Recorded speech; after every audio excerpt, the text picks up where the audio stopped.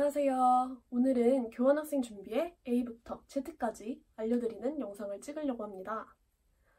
저는 2019년 9월부터 영국 런던에 있는 학교로 교환학생 파견을 가게 되었어요.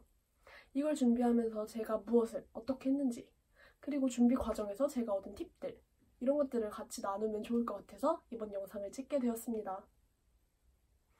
교환학생 준비 과정은 크게 3단계로 나뉠 수 있는데, 이게 실제 지원 전 준비 단계, 그리고 지원 및 선발 단계, 그리고 선발 이후 단계, 이렇게 3단계예요. 그 중에서 지원 전 준비 단계부터 알아보도록 하겠습니다. 지원 전 준비 단계, 이건 학교마다 조금 다를 수가 있는데 저희 학교 같은 경우에는 2019년 2학기 파견자를 대상으로 한 예비 공고가 2018년 2학기, 그러니까 거의 딱 1년 전에 예비 공고가 떴어요. 저도 이 예비 공고를 보고 본격적으로 준비를 하기 시작했습니다. 가장 먼저 한 게 저는 토플 성적을 만드는 거였는데요. 사실 영어권 학교들 같은 경우에는 토플 아니면 아이엘츠 아니면 토익 이런 식으로 좀 학교마다 다른 영어 성적을 요구하실 수가 있어요. 근데 아무래도 토플이 가장 많은 학교에서 보편적으로 요구하시는 영어 성적이기 때문에 저는 토플을 하기로 선택을 했고요. 저는 이전까지 토플을 공부한 적이 한 번도 없었기 때문에 그냥 다짜고짜 학교에서 가장 가까운 어학원을 찾아가서 반배치고사부터 보는 걸로 준비를 시작을 했습니다. 근데 생각보다 저는 반배치고사 성적이 되게 잘 나온 거예요. 되게 높은 반에 들어가라고 하더라고요. 근데 저는 진짜 토플 유형도 그날 배치고사를 풀면서 이런 문제들이 있구나 이걸 처음 봤고, 제가 이 상황에서 높은 반에 들어가봤자 얻을 수 있는 게 별로 없다고 생각해서 차라리 유형을 중심적으로 알아보는 그 바로 밑반에 들어가서 공부를 하되, 대신 딱 한 달만 집중적으로 공부를 빡세게 해가지고 토플 시험을 보자, 이런 마음으로 80 플러스 유형반이었나? 그 반으로 들어갔어요. 그래서 이제 그 반에서 한 달 동안 수강을 했는데, 사실 리딩이랑 라이팅 같은 경우에는 저한테 그렇게 힘든 것들은 아니었거든요. 그냥 독해하는 것도 다 그냥 요령이 있는 거고, 풀다 보면은 그냥 문제 푸는 유형 같은 것도 보여서 리딩도 괜찮았고, 라이팅 같은 경우에는 시간 제한이 있는 게 좀 부담스럽긴 했지만 그래도 그냥 영어 에세이 쓴다고 생각하고 쓰면 되고. 근데 저를 괴롭혔던 게 리스닝이랑 스피킹이었어요. 사실 리스닝은 진짜 저는 수능 영어 이후로 듣기를 공부를 해본 적이 없는데, 리스닝은 지문이 7, 8분이 되더라고요, 토플 리스닝은. 그리고 강의 주제 같은 것도 다 진짜 실제 대학교 강의 같은 걸 비슷하게 재현을 한 거라서 고고학, 생명과학 이런 주제들이고, 제일 중요한 게 수능 영어 같은 지면 테스트들은 저희가 이걸 들으면서 문제가 뭐 있는지 볼 수 있잖아요.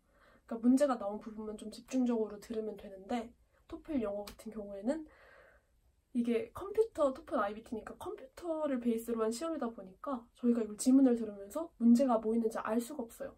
그러니까 7, 8분짜리를 그냥 다 들으면서 노트 테이킹을 계속 해야 되는데, 저는 이게 훈련이 거의 되어 있지 않은 상황이어서 적응하기 힘들었던 것 같아요. 그리고 스피킹 같은 것도 솔직히 이건 제가 토플 볼 때 실제로 스피킹에서 나왔던 문제인데, 갑자기 너 사업을 네가 하게 됐어. 그럼 무슨 사업을 하고 싶어? 이런 걸 물어보고 삑! 15초 카운트다운, 생각할 시간. 그리고 삑! 그리고 1분 동안 프리토킹, 이런 거예요. 근데 전 진짜 지금 생각해봐도 저는 한국어로도 그런 걸 못하거든요. 엄청난 순발력이 필요한 거잖아요. 근데 그걸 영어로 하려니까 진짜 죽겠는 거예요.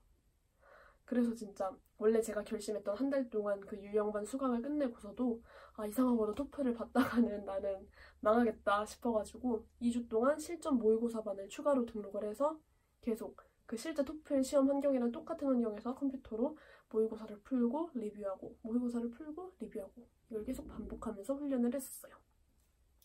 다행히 그렇게 실전 모의고사를 하면서 약간 실제 시험 환경이랑 좀 익숙해지다 보니까 그게 좀 도움이 됐나 봐요. 실제로 토플 점수 제가 시험을 봤을 때 스피킹이 한 25점 정도 나왔고요. 나머지 과목들도 굉장히 좋은 점수가 나와서 총점이 100점을 넘은 점수가 나와서 나중에 교환학생 지원할 때 도움이 됐던 것 같아요. 그래서 꼭 토플을 공부하시려는 분들은 시험 직전에는 꼭 모의고사 반을 한번 수강을 해라, 이걸 추천을 드리고요. 토플 말고 준비했던 거는 사실 이것도 학교마다 다를 텐데, 저희 학교 같은 경우에는 교환학생을 뽑을 때 학점, 그리고 토플 성적, 그리고 면접, 이 중에 학점이 제일 높았어요. 학점 비중이 제일 크기 때문에 학점 관리를 열심히 했었어야 했는데, 사실 지금까지의 저희 학점은 이미 엎질러진 물이잖아요. 그래서 그냥 지원 전 마지막 학기라도 공부를 열심히 해서 성적을 좀 CGPA를 좀 평균을 높여야겠다는 생각이 들어서 지원 전 마지막 학기에 진짜 공부를 열심히 했고요. 그래서 다행히 성적을 조금 이렇게 끌어올릴 수 있었습니다. 그래서 나중에 지원할 때 조금은 높은 성적으로 넣을 수 있었고요.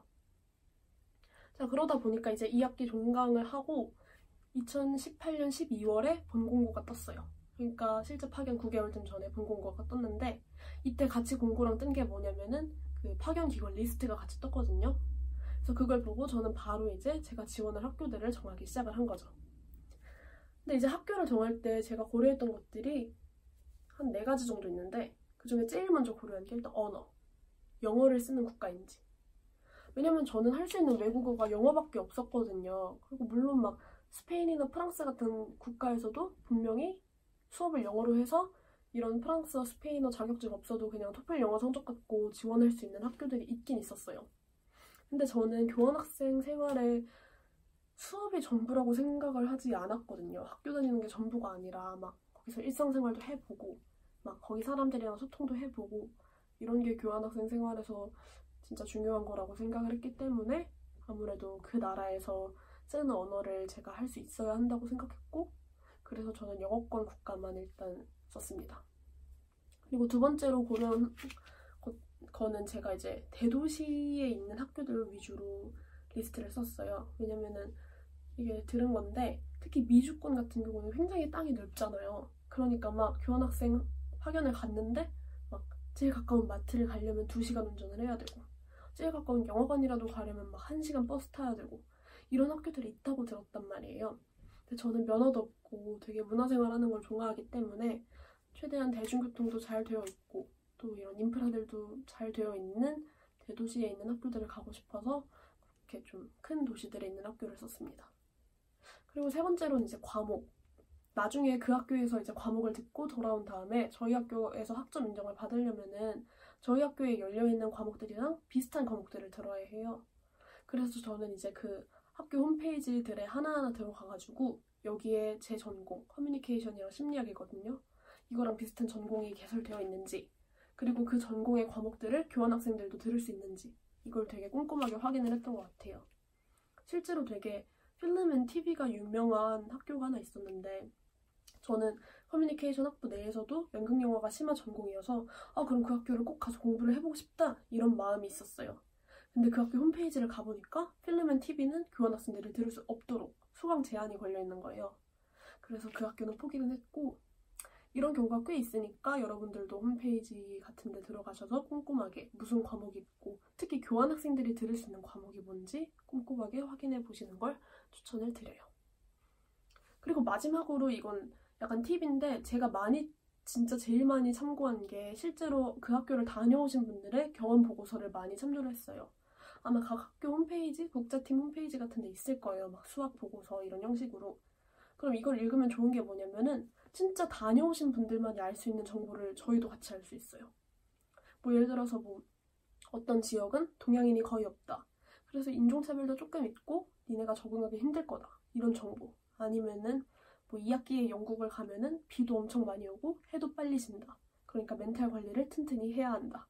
뭐 이런 정보라든지. 정말 거기서 생활을 해보신 분들만이 알 수 있는 그런 정보들이 많이 적혀 있거든요. 경험 보고서에. 그러니까 이것도 꼭 한 번씩 읽어보시는 걸 추천을 드려요. 꼭 그 학교에 대한 경험 보고서가 아니더라도 그 주변 지역 아니면은 그 주변 국가 이런 거에 대한 경험 보고서라도 열심히 읽어보시는 걸 추천을 드립니다. 자, 그렇게 저는 이제 파견 갈 대학들을 이제 파견 가고 싶은 대학들의 리스트를 이렇게 정하고, 그 다음에 저희 학교 측에 최종 신청서를 내고 토플 성적도 내고, 그 다음에 이제 저희는 면접 과정이 있었어요. 인성 면접이랑 영어 면접을 합쳐서 보는 건데 사실 저 되게 쫄았었거든요. 막 영어로 면접을 본 적이 없어서. 근데 이건 진짜 케바케긴 하지만 저는 면접이 그렇게 딱딱한 분위기가 아니었어요. 교수님 한 분이랑 1대1 면접이었는데 그냥 되게 들어오자마자 첫 질문이 영어로 아, 너 크리스마스 날 뭐하고 보냈어? 이런 질문? 그래서 저도 막 웃으면서 아, 저 술 마셨어요 이런 얘기하고 뭐 물어보시는 질문들도 되게 예상할 수 있는 뭐 교환학생을 가게 된 동기는 뭐고 막 가서 뭘 하고 싶고 이 1, 2, 3지망 학교를 왜 썼냐 이런 질문들 주로 하셔서 되게 마음 편하게 볼 수 있었던 것 같고 근데 이건 진짜 케바케 교수님 바이 교수님인 게 제 친구는 같은 학교임에도 불구하고 질문을 막 그 나라의 그 이슈에 대해서 넌 어떻게 생각해? 이런 좀 무게감이 있는 질문을 받았다고 하더라고요. 그래서 이거는 제 경험을 완전 100% 신뢰하시면 안 된다고 생각을 합니다. 네. 자, 이렇게 지원 및 선발 과정이 끝나고 저는 이제 최종 면접까지 본 다음에 한 2달 있었나? 2달 있다가 이제 저한테 메일로 최종 결과가 통보가 받았어요. 근데 사실 저는 1지망이 이 학교는 아니었어요. 1지망은 제가 아까 말씀드렸듯이 연극영화를 공부를 하고 있기 때문에 할리우드에 대한 로망이 되게 있어가지고 기숙사에서 할리우드 사인이 보인다는 LA의 한 학교를 1지망으로 넣었었는데 그 학교가 되게 경쟁률이 셌나 봐요. 그래서 그걸 떨어지고 지금 제 파견구 영국의 런던에 있는 학교로 배정을 받았는데 저는 사실 되게 만족하고 있어요. 왜냐면 제가 아까 말씀드렸던 막 언어, 뭐 대도시, 그리고 또 뭐냐 과목 이런 것들 다 충족하는 학교이기 때문에 저는 되게 만족하면서 학교 생활을 할 수 있을 것 같습니다. 자, 이제 선발 후 단계에 들어섰는데 사실 저희 학교에서 저한테 이렇게 선발을 해줬다고 해서 그게 끝이 아니에요.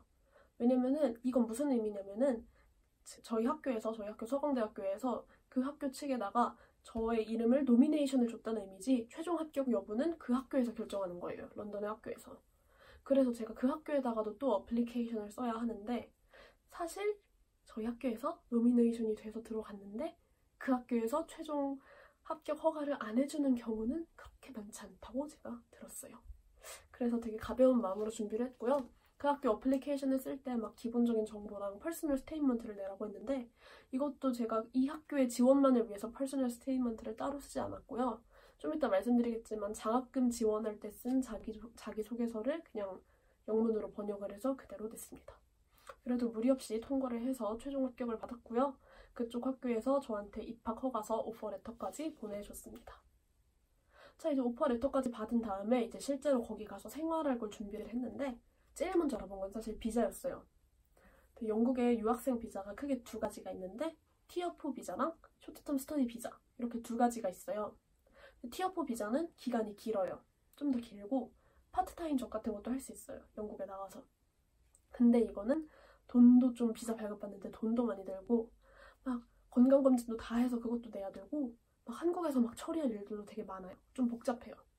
근데 저 같은 경우에는 한 학기 교환학생이라서 6개월 미만 쇼트텀 스터디 비자를 받으면 된다고 학교에서 그러시더라고요. 근데 이 쇼트텀 스터디 비자는 되게 좋은 게 제가 한국에서 막 이것저것 막 알아보고 발급하고 그럴 필요가 전혀 없이 여기서 그 학교에서 저한테 보내준 입학 허가서 그리고 기숙사에 산다 그런 확인증 그리고 제 재정을 증명할 수 있는 제가 잔고가 어느 정도 있다 이런 거 증명할 수 있는 막 재정 증명서 이런 것들만 몇 가지 뽑아서 그냥 영국 공항에 가서 공항에 입국 심사를 할 때 이걸 보여주고 나 쇼트텀 스터디 비자 받아야 된다 하면은 그쪽에서 직접 발급을 해주신다고 합니다. 그래서 굉장히 마음이 가벼운 거죠. 저는 이제 막 한국에서 막 복잡하게 비자를 발급받을 필요는 없고 그냥 서류만 잘 준비해서 영국 공항에서 비자를 받으려고요. 그 다음에 이제 영국 가서 살 곳을 구해야 했는데 사실 영국 런던이라서 집값이 진짜 어마무시하게 비싸더라고요. 사실 기숙사도 엄청 비싼데 집값이 막 기숙사 가격을 보고 제가 너무 깜짝 놀란 거예요. 막 비싼 데는 700만 원, 막 싼 데는 막 학교에서 떨어져 있는 홈스테이인데도 불구하고 막 500만 원. 그래서 특히 3개월 사는데 3개월 반 정확하게. 그래서 너무 놀래가지고 이거는 안 되겠다 싶어서 그 학교 주변에 다른 막 사설 기숙사라든가 에어비앤비라든가 막 쉐어하우스 이런 걸 물어봤는데 다 그냥 비슷하더라고요. 사실 다 그냥 최소 400 정도는 그냥 들고 막 월세 그냥 100만 원은 그냥 넘어가고 그래서 이건 런던에서 사는 이상 어쩔 수 없구나 해서 그냥 그래도 학교 내부에 있어서 교통비 따로 안 들고 뭐 아침 저녁 영국 음식이라서 기대는 크게 안 하지만 아침 저녁 준다는 우리 학교 기숙사로 들어가기로 결정을 했고요. 제 학교에서 같이 파견 나가는 친구랑 같이 2인 기숙사를 쓰기로 했는데 이 가격이 3개월 반 정도에 540만 원. 네, 그렇다고 합니다. 그래서 이거는 기숙사 신청을 했고요. 근데 이제 기숙사 신청을 하고 제가 진짜 위기감이 빡 온 거예요. 아, 이거 나 한 학기 교환하고 오면은 막 그냥 1,000만 원 그냥 깨지겠구나 이게 들어서 제가 장학금을 찾아보기 시작을 했어요. 근데 교환학생 가시는 분들이 가장 많이 준비하시는 장학금이 일단 미래에셋 장학금 있고 유럽 가시는 분들은 아셈디오 장학금 있고 뭐 서울 장학재단 있고 그리고 각 학교에서 교환학생들한테 주는 장학금 이렇게 있어요. 근데 아셈디오 같은 경우는 그 학교랑 저희 학교랑 1대1 교환이 되어야지 성립하는 장학금인데 이번에 그 학교에서 저희 서강대학교에 학생이 안 오더라고요. 그래서 아셈디오는 그냥 지원해볼 기회가 없었고 나머지 장학금들 중에 가장 지원 금액이 큰 가장 대규모인 장학금인 미래에셋 장학금에 저는 지원을 했어요. 근데 미래에셋 장학금이 되게 좋은 게 뭐냐면은 그쪽에서 평가하는 항목이 자기소개서랑 가산점 항목 이 2가지밖에 없는 거예요. 뭐 면접도 없어요. 그리고 제가 그 미래에셋 측에서 요구하는 일정 학점만 넘기면은 제 학점이 막 4.5든 제 학점이 막 3.7이든 상관이 없어요. 그걸로 점수를 내는 게 아니라 정말 자기소개서 그리고 가산점 항목으로만 평가를 하기 때문에 그래서 저는 이제 자기소개서를 끝장나게 잘 써야겠다라고 생각을 했는데 자기소개서 문항은 뭐가 있었냐면은 막 너의 인생관을 사자성어로 표현을 해봐라. 그리고 교환학생 지원 동기, 가서 하고 싶은 활동 계획, 그리고 그 파견 국가의 이슈에 대한 나의 의견 말하기 이렇게 4가지였는데 사실 이 마지막 파견 국가의 이슈에 대한 내용 빼고는 다 저 자신에 관련된 내용이잖아요. 그래서 저는 본격적으로 자기소개서를 쓰기 전에 되게 저를 성찰하는 시간을 가졌어요. 막 그냥 진짜 생각나는 대로 A4 용지에다가 그냥 다 쓴 거예요. 막 나는 어떤 사람이고 나는 어떤 성장 과정을 이건 막 자기소개서를 쓰려고 되게 꾸며내는 내용이 아니라 진짜 진솔하게 내가 어떤 사람이고 나는 인생관이 어떻게 되고 난 무슨 경험을 통해서 진짜 어떤 사람이 된 것 같고 내가 진짜 내가 진짜 교환학생을 가야 하는 이유는 뭐고 가서 내가 현실적으로 할 수 있는 활동을 뭔지 이런 걸 진짜 그 형식에 맞추지 않고 그냥 생각나는 대로 다 적어놨어요. 그러니까 이제 좀 스토리가 잡히더라고요. 스토리라고 해야 되나? 그러니까 보통 자기소개서 쓸 때 되게 독창적으로 쓰라고 많이들 하시잖아요. 근데 내가 막 나에 대한 이해가 없는데 막 독창적으로 써야지 하다 보면은 정말 막 누가 봐도 꾸며낸 것 같은 누가 봐도 막 과장한 것 같은 막 좀 진짜 진솔하지 않은 그런 자기소개서가 나오더라고요. 근데 일단 저 자신을 좀 돌아보고 성찰을 하고 진짜 내 내면의 이야기가 뭔지 이렇게 들여다보는 시간을 가지니까 자연스럽게 저만의 좀 차별화될 수 있는 스토리가 좀 나왔던 것 같고 이 내용들을 바탕으로 좀 말도 예쁘게 꾸미고 막 예쁘게 정리하고 막 인과관계도 정리하고 해서 그걸 자소서 항목에 각각 넣었더니 그걸 좀 잘 봐주시지 않았나 하는 생각이 들어요. 그렇게 미래에셋 장학금을 제가 700만 원 이렇게 지원을 받게 됐고요. 사실 이 700만 원 그냥 기숙사비 내고 항공권 사면은 끝날 것 같긴 하지만 그래도 너무 도움이 많이 됐다고 생각을 합니다. 네, 이렇게까지가 지금까지 제가 준비한 내용이고요. 저한테 이제 남은 게 항공권 예매하는 거 그리고 보험 가입하는 게 남았는데 보험은 그냥 저희 학교 측에서 연결해준 보험사의 단기 유학생 보험 그냥 바로 가입하려고 하고 비행기표 같은 경우에는 최대한 빨리 사야 하는데 지금 잔고가 없는 바람에 못 사고 있네요. 돈 생기면 바로바로 빨리빨리 영국 가는 비행기표 사려고요. 네, 지금까지 제가 교환학생을 준비한 과정들을 들려드렸는데 좀 도움이 됐으면 좋겠어요. 교환학생을 꿈꾸시는 분들에게. 그리고 앞으로 교환학생 생활을 하면서 제가 계속 영상을 만들 예정이니까 그것도 예쁘게 봐주시고요. 저희는 다음 영상에서 뵙도록 하겠습니다. 안녕.